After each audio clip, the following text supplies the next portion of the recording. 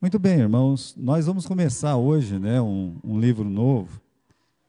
E o tema da nossa mensagem hoje é simples. É consolados para consolar. Mas só vamos lembrar o seguinte, né? Nós terminamos o livro de 1 Coríntios. Vamos lembrar o seguinte, que a igreja de Corinto, né, ela vivia um monte de problema, né? Já lembrei vocês, repito, não canso, Igreja Batista da Fé. Então, vamos tirar essa 1 Coríntios aqui, a gente coloca assim, Igreja Batista da Fé. E qualquer igreja que teme a Deus, faria o mesmo. Por quê? Porque onde tem os seres humanos, vão sempre ter problemas de toda sorte, como aconteceu aqui na igreja de Corinto. Às vezes os irmãos estavam divididos a respeito da liderança. Às vezes os irmãos estavam divididos porque tinham casos de problemas imorais, porque estavam com problemas de todas as sortes ali, de comportamento, de doutrina. Até na ceia do Senhor eles tinham problema, lembra? Nem na ceia do Senhor eles ficavam em paz, né? Já pensou uma coisa dessa? Então essa igreja, meus irmãos, a gente fala assim, é o caos. Só que nós aprendemos, lendo o livro de 1 Coríntios, que existe o caos? Existe, mas existe também a solução para cada problema que a igreja enfrenta. Não tem? Olha, pode ser o problema que for. O livro de Coríntios revela isso numa clareza para a gente. Como Deus tem solução para todos os nossos problemas. Então o apóstolo Paulo, ele apresentava, olha, foi dito de vós, me foi falado, né? Então ele coloca o problema, ele discute o problema e depois ele fala o que a igreja tem que fazer em relação àquele problema. Então é só fazer, é só, meus irmãos, redirecionar. Ah, nós estamos aqui num caos, então vamos redirecionar. Bom, o último capítulo foi muito importante, por quê? Porque o apóstolo Paulo estava cheio de planos na cabeça dele. Ele estava dizendo, olha, se for da vontade de Deus, se Deus permitir, eu vou visitar vocês, aproveita aí, faz aquela oferta, aquela coleta, porque eu não quero chegar aí, na hora que eu estiver aí, vocês fazer.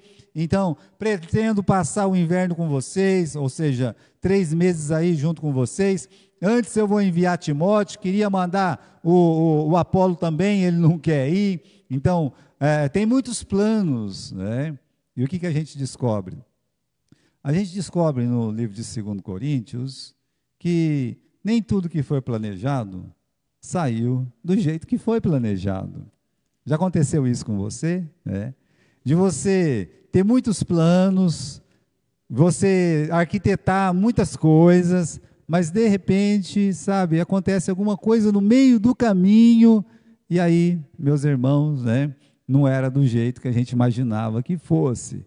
Por isso o apóstolo Paulo, ele vai começar o livro de 2 Coríntios justamente com esse tema, né, consolados para consolar. Na verdade, o tema do livro de 2 Coríntios, aqui, o livro de 2 Coríntios, né? Essa é a segunda tela que a gente tem, né? A terceira, na verdade. Você pode mudar lá, né? Muda lá. Eu creio que o assunto principal, meus irmãos, desse livro é a exortação de Paulo que o poder de Deus em nossas vidas se manifesta justamente na fraqueza. Esse é o livro que Paulo diz assim, que ele orava para Deus tirar aquele espinho da carne, lembra? Eu orei 3 vezes para que Deus me tirasse o espinho da minha carne. E aí qual que era a resposta de Deus? A minha graça te basta. Então, irmãos, o livro, na verdade, ele gira em torno desse assunto, de que é na aflição, realmente no sofrimento, nas nossas dores, que nós nos aproximamos de Deus. É nos momentos difíceis que nós descobrimos coisas que não descobriríamos se não estivéssemos passando por aquela situação. Então, é onde a gente diz, né, aqui no final, o ponto principal, meus irmãos, é força em meio à fraqueza. Não é uma força que nós temos. Nós vamos descobrir isso também. Você não tem força em si mesmo. Essa força, ela vem de Deus. Então, Paulo dizia, quando estou fraco, então eu tô forte. E é exatamente essa a questão de muitos crentes. Às vezes se exalta na grandeza, está tudo bem, conta uma vantagem, não é? E ali naquele momento ele não precisa de Deus. Ele não está dependendo de Deus. Ele está confiante que o que ele está fazendo está dando certo, que ele não precisa de nada nem de ninguém, inclusive de Deus. Eu não preciso de Deus. É claro que a pessoa não vai falar uma coisa dessa. Não, eu não preciso de Deus. Não, mas ele age como tal. Ele age como se Deus realmente não fosse necessário, ou no mínimo uma peça secundária que, se precisar, aciona, sabe? Se precisar, aciona. É tipo assim, né? Tem aqueles carros antigos que tem aquele carburador que vocês falam carburador duplo, né? Então, até 100 por hora funciona só uma fase. Mas se precisar, aí aciona aquela outra fase, né? Então, parece que Deus é essa outra fase que, só se precisar, a gente vai acionar. Se não precisar, não. Não, meus irmãos. Paulo, ele mostra para nós que jamais a gente deve viver dessa forma. Né? Que diferença do homem tão forte, tão valente, tão, sabe assim, impetulante que ele era antes de se converter, até depois que ele se converteu, ele era um homem petulante. Ele começou a pregar lá em Damasco, teve que ser puxado de lá, sair, né, expulsaram ele de lá, e ele caiu fora dentro de um cesto.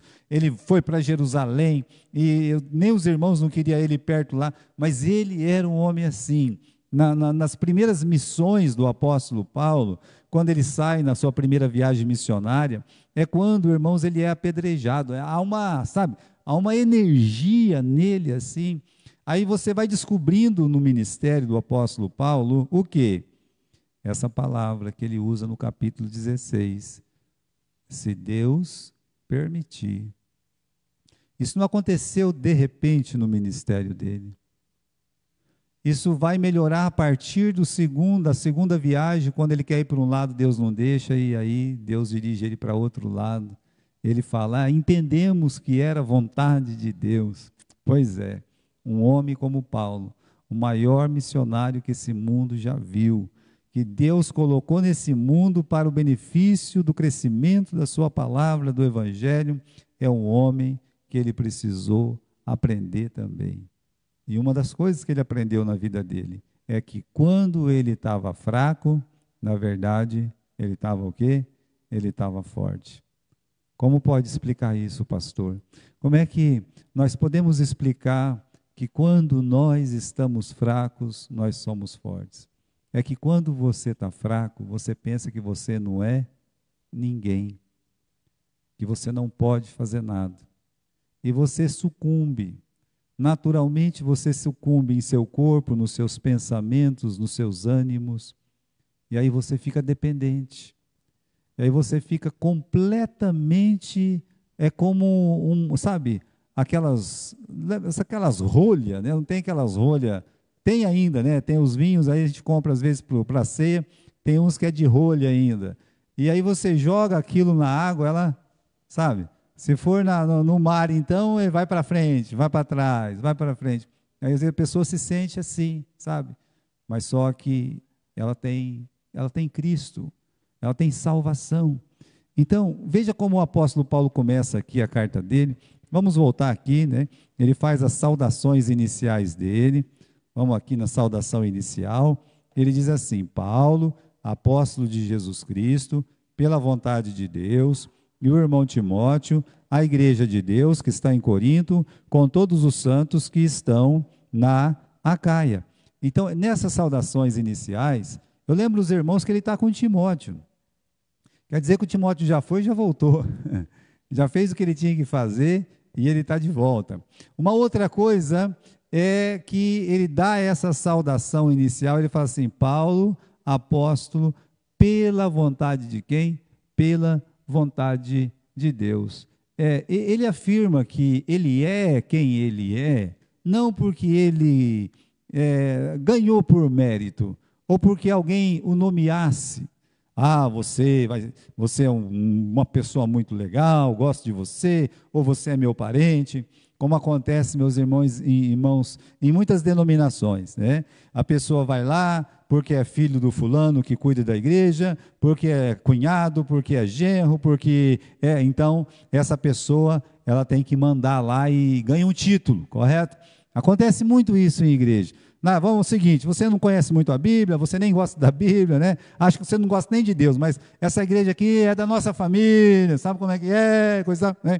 Então, dá um título para a pessoa lá e ela fica. Olha, o Paulo está dizendo assim, eu sou apóstolo, mas eu não merecia esse título. Não foi nenhum outro apóstolo, ou não foi uma outra pessoa que chegou e me comissionou. Eu sou apóstolo, ou seja, um missionário, um enviado de Deus, eu sou pela vontade do Senhor. E aí ele fala, né, aos santos, novamente, meus irmãos, aparece a palavra santos, como em 1 Coríntios, né? Eu acho legal o seguinte, que antes dele corrigir os coríntios, lá no capítulo 1, no versículo 1, ele fala aos santos que estão em Corinto, né? Aos santificados em Cristo, ou seja, antes dele mencionar todos os pecados da igreja, ele já via aqueles irmãos como santos.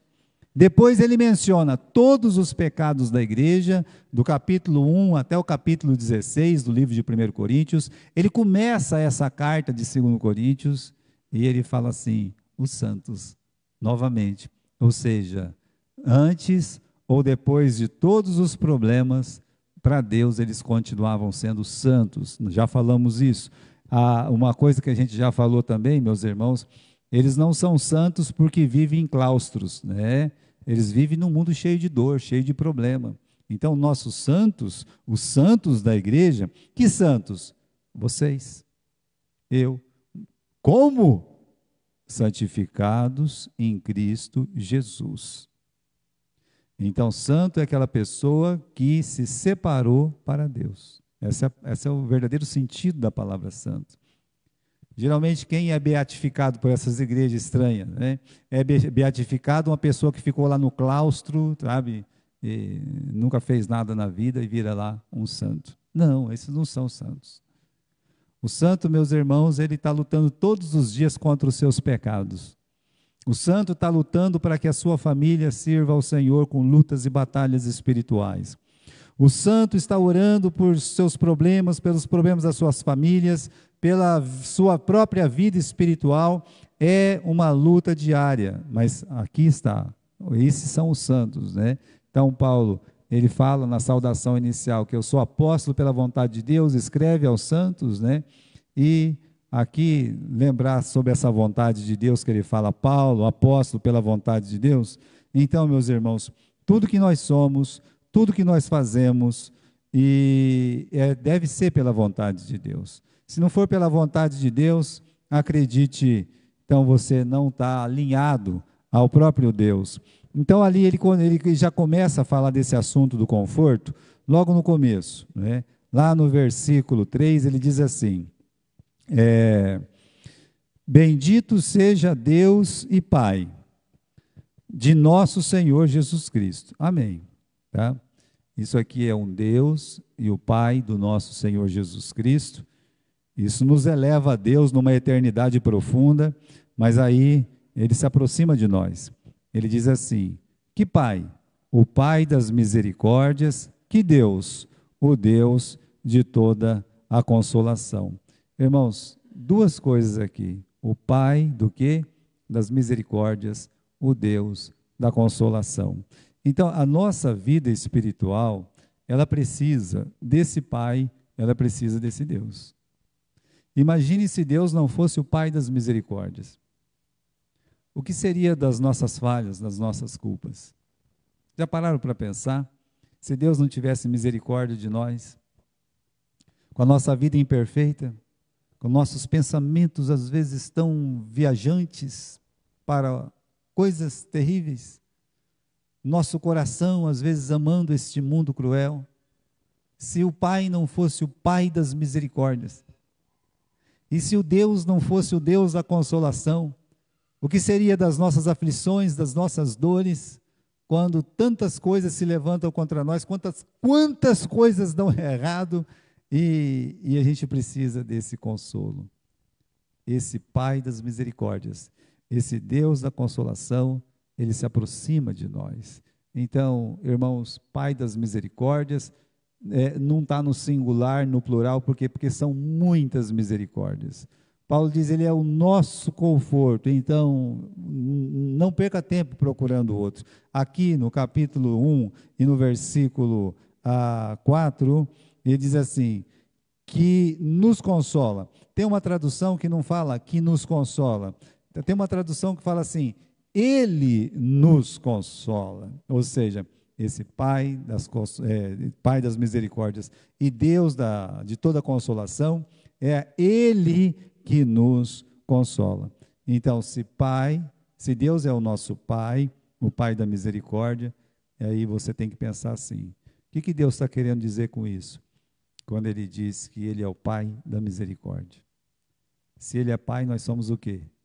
Filhos da misericórdia. E se ele age com misericórdia, como é que os filhos têm que fazer? Agir com misericórdia também. Olha, essa é uma responsabilidade muito grande que ele joga para nós, que Deus joga para nós. Ele é o Pai e nós somos os filhos. Aí Jesus disse uma frase muito importante lá em João, o filho faz o quê? Tudo o que vê o Pai fazer.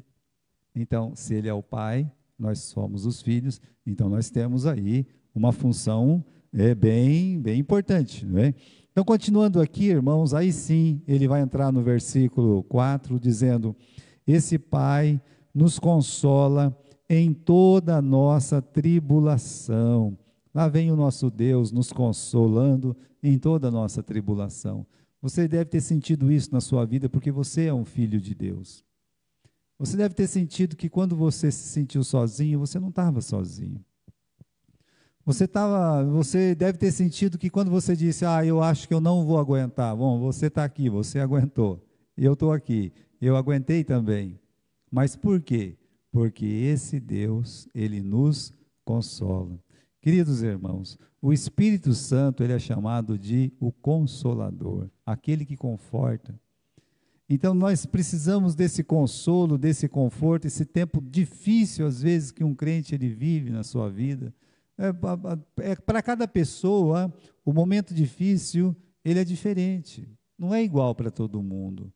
Para as pessoas viverem um momento ruim, um momento de problema, para um é uma coisa, para outro é outra coisa. Às vezes, para uma pessoa, é uma enfermidade, como Paulo dizia, olha, eu estou doente, né?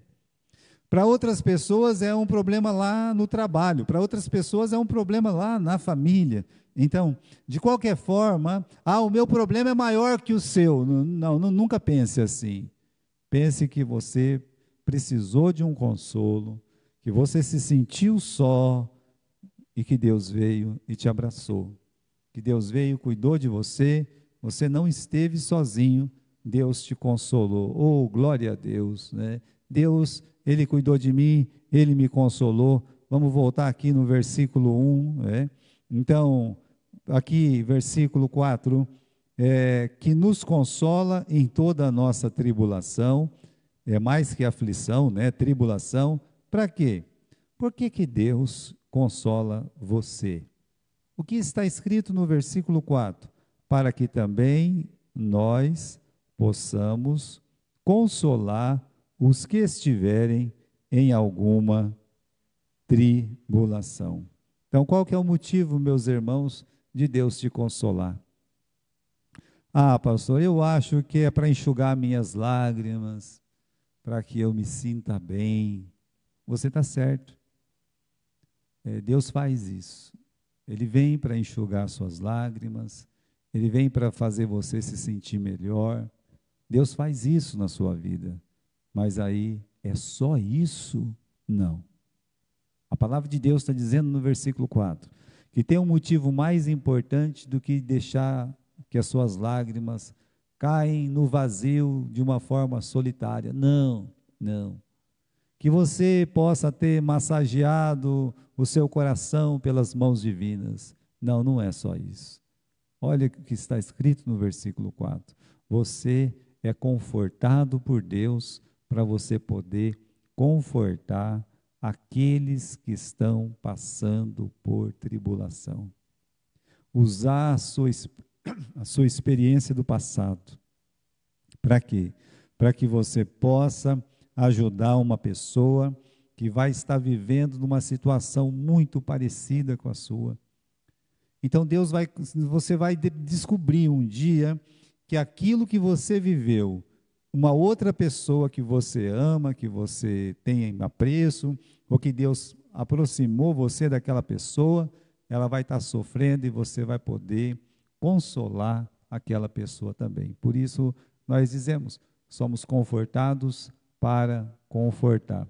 Então, irmãos, quando Cristo nos conforta, Ele nos faz consoladores, né? Sempre tem uma alma caída à beira da estrada, toda machucada pelo inimigo, esperando que você se aproxime e você cuide dele. Você sempre vai ter oportunidade de ser um samaritano na vida de alguém. Sempre, sempre. Sempre vai ter uma pessoa, um lugar ou um momento que você vai poder olhar e dizer assim, Jesus te cura. Um dia Deus vai colocar você na casa do Enéas, e a única coisa que você vai poder dizer é isso, olha, essa dor que você está sentindo, esse sofrimento que você está sentindo, Jesus te dá saúde, Jesus vai te curar. Então não esqueça disso, você é afligido, é atribulado e consolado por Deus. E quando isso acontece, não é só para melhorar a sua vida, é para quê? É para que você possa abençoar outras pessoas com o consolo que você recebeu. Então, não fique com o chapéu na mão, né? O que é isso aqui, né? O que nós queremos dizer com não ficar com o chapéu na mão? As pessoas, elas sofrem, sabe, como eu disse, são várias coisas.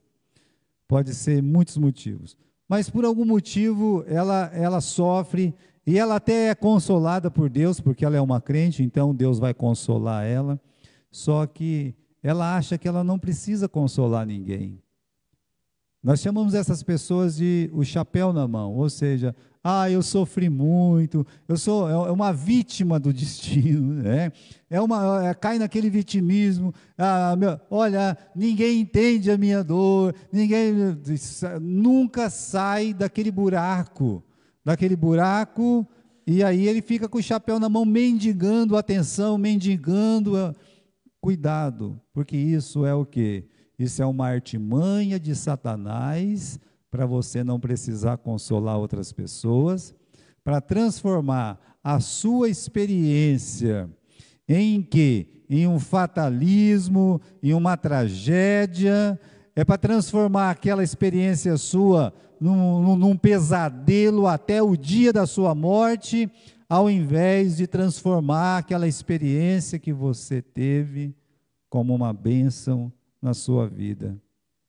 Não fique com o chapéu na mão. Você se levante e diz, Deus, eu não sou desses não, né?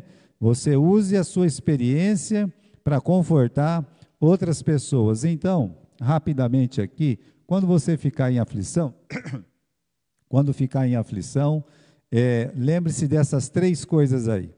Deixa eu beber uma água aqui, que eu comi uma pipoca.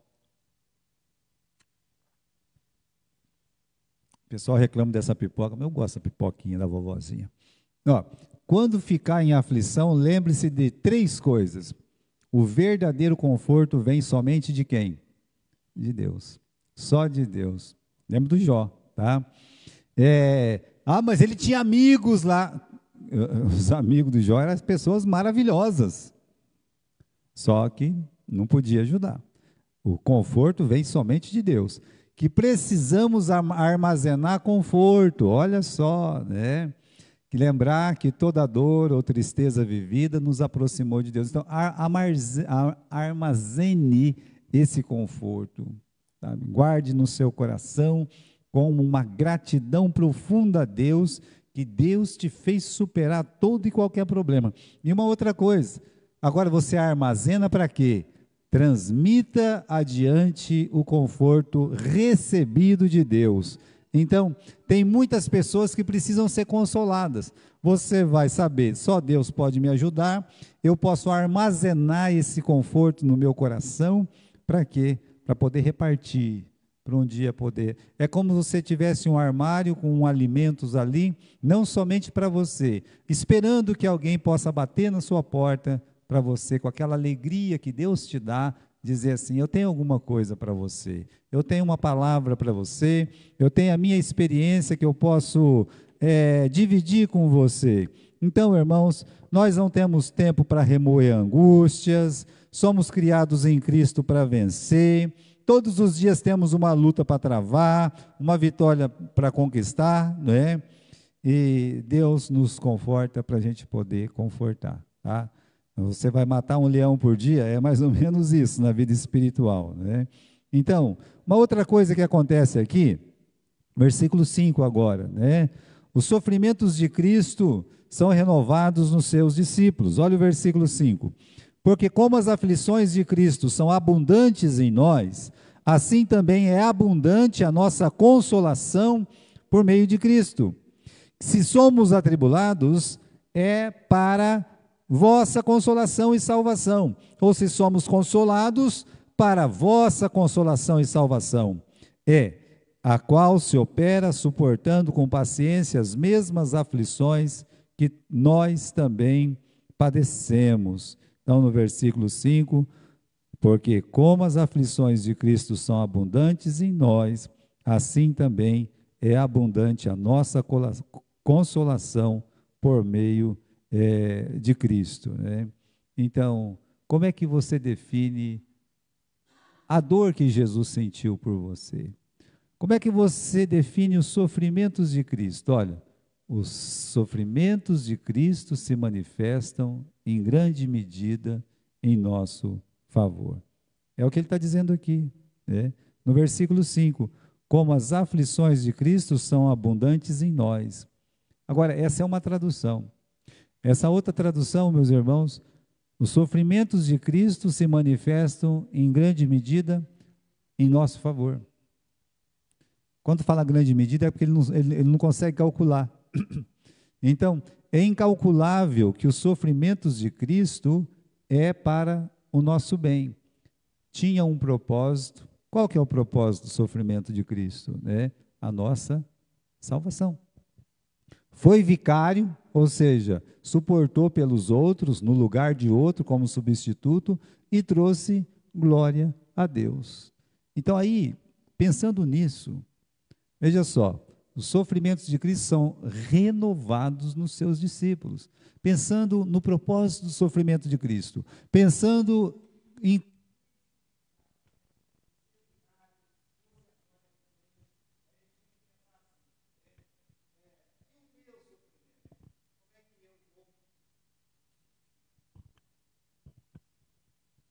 e o meu sofrimento, né? Como é que eu vou definir o meu sofrimento, tá? Que não seja, meus irmãos, consequência de uma vida desregrada, né? Que seja como o de Jesus, para favorecer ou ajudar outra pessoa, né? Como Paulo disse de si mesmo: se somos atribulados, é para a vossa consolação e salvação. É se a gente pensasse assim sempre. Olha, esse sofrimento, essa dor que eu estou sentindo é para abençoar.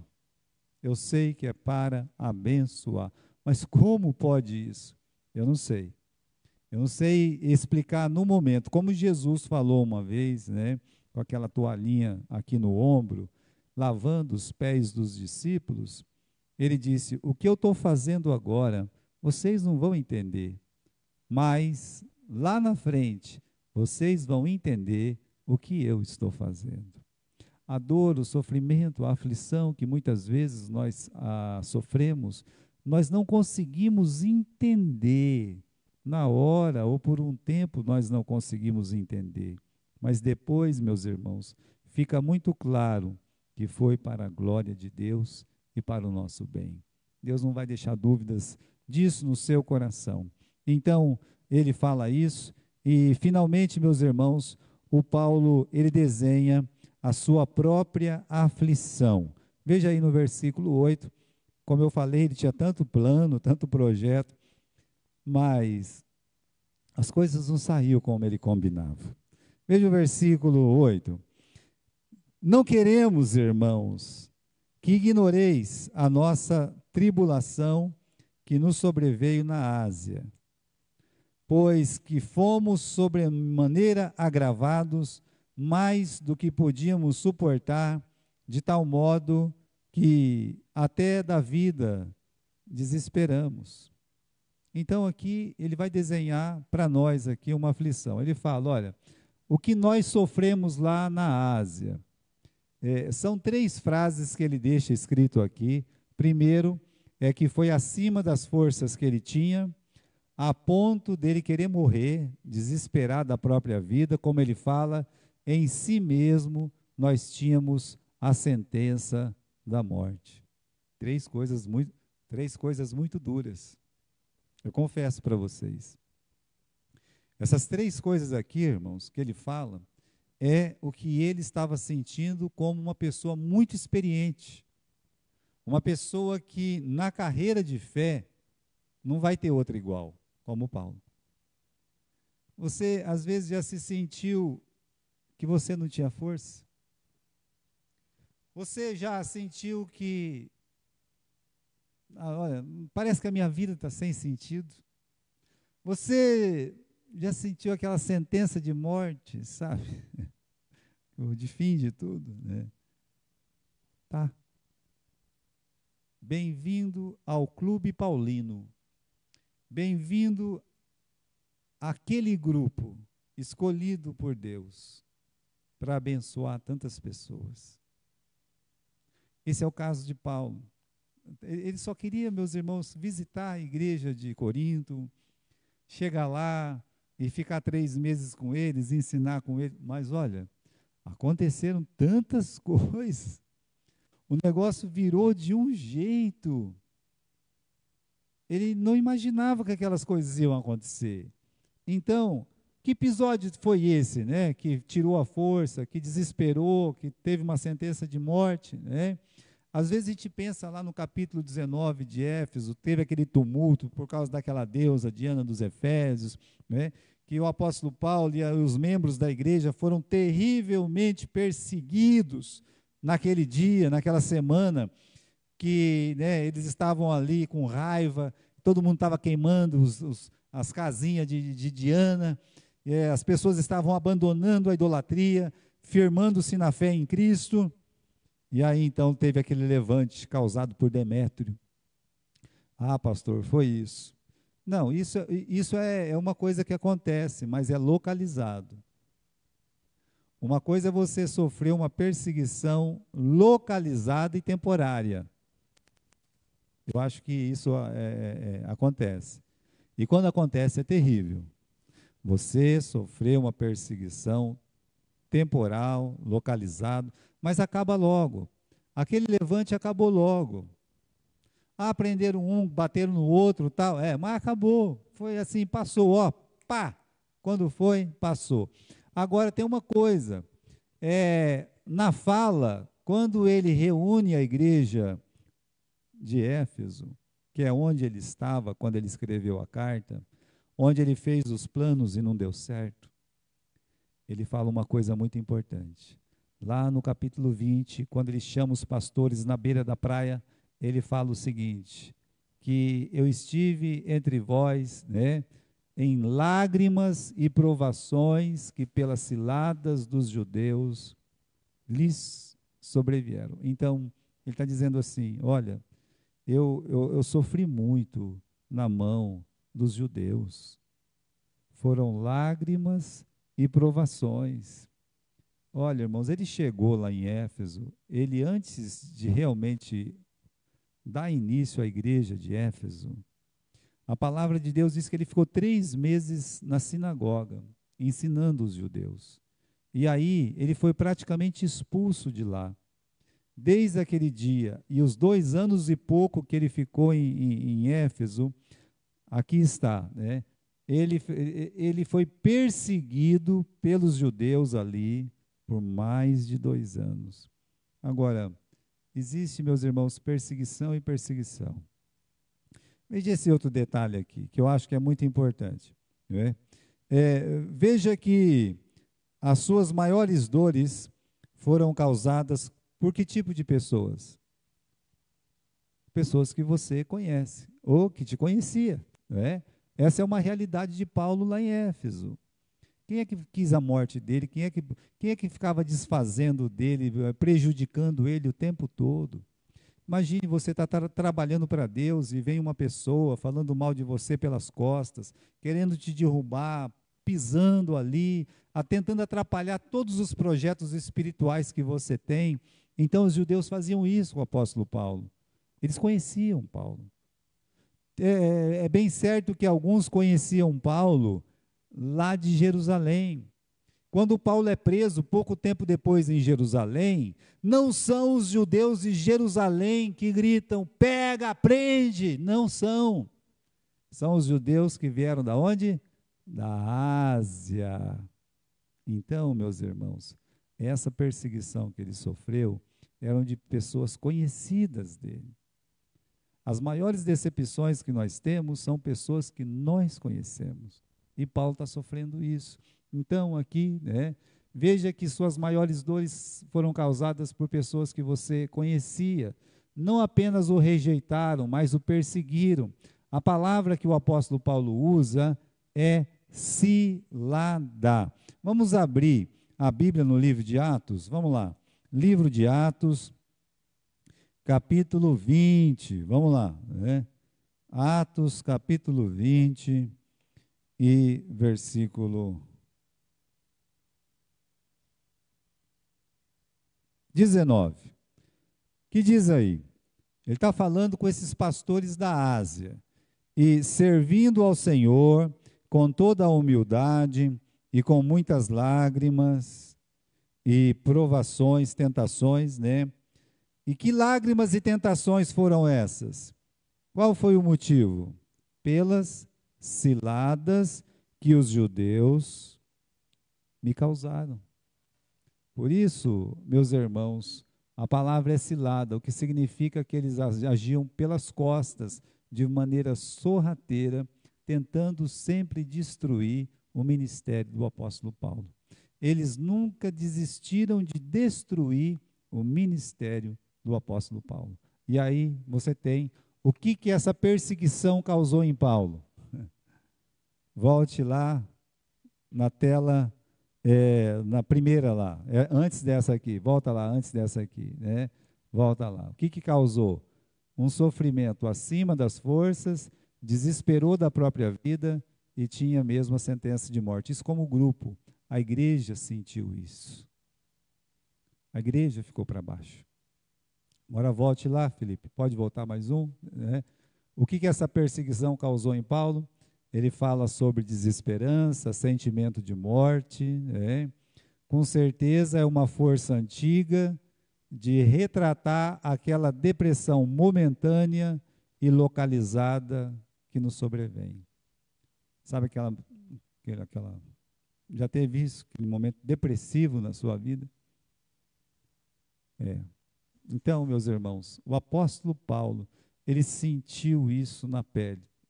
Eu digo mais para vocês, a igreja do apóstolo Paulo sentiu isso na pele também, a igreja está sofrendo, Paulo estava sofrendo, e aí ele menciona lá no final do livro, o espinho na carne, ou seja, o corpo dele ficou doente, por isso ele se sentia sem força, ele se sentia, olha, ele precisava ser consolado, e Deus consolou ele. Agora, para a gente poder terminar aqui, né, veja só, ele desenha a sua própria aflição, e então, qual seria a cura de tão grande provação que Paulo estava atravessando, né? Capítulo 1, versículo 9. Vamos lá. 1, versículo 9. Mas já em nós mesmos tínhamos a sentença de morte, para que não confiássemos em nós, mas em Deus, que nos ressuscitou dos mortos. Então, a primeira coisa, aprender a confiar ainda mais em Deus. Era uma perseguição tão dura, tão pesada, tão doída, machucava tanto, que o apóstolo Paulo ele aprendeu a confiar ainda mais em Deus. Ele está dizendo, aí no versículo 9, no final do versículo 9, leia de novo comigo, para que não confiássemos em nós, mas em Deus. Que tipo de Deus? Final do versículo 9. Que tipo de Deus? Que diz aí? Que ressuscita os mortos. Ele estava com vontade do que naquele momento? De morrer, lembra? Ou com medo de ser morto.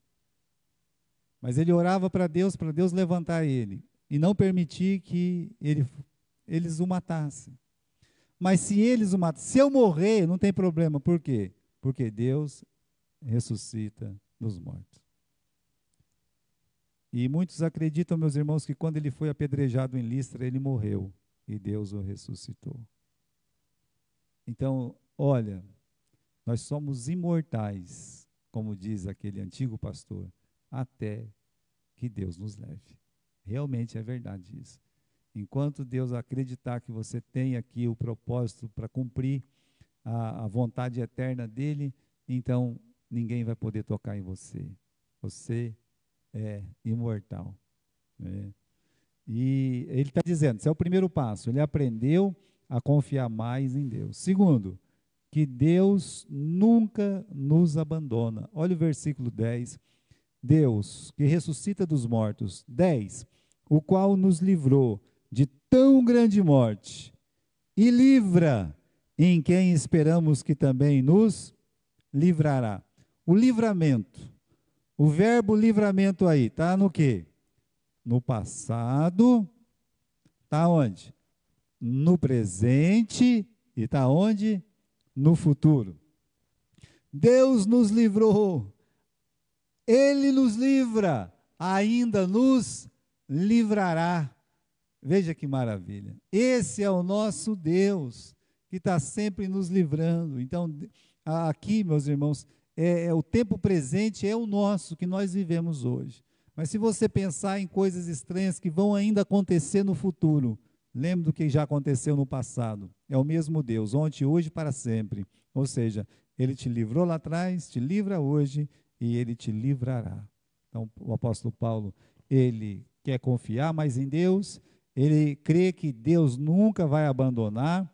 E tem um outro detalhe, é um detalhe, meus irmãos, que cabe à nossa igreja. Num tempo que tiver uma aflição, o irmão está triste, o irmão está sendo perseguido, ou aconteceu alguma coisa ruim com ele, lembra disso.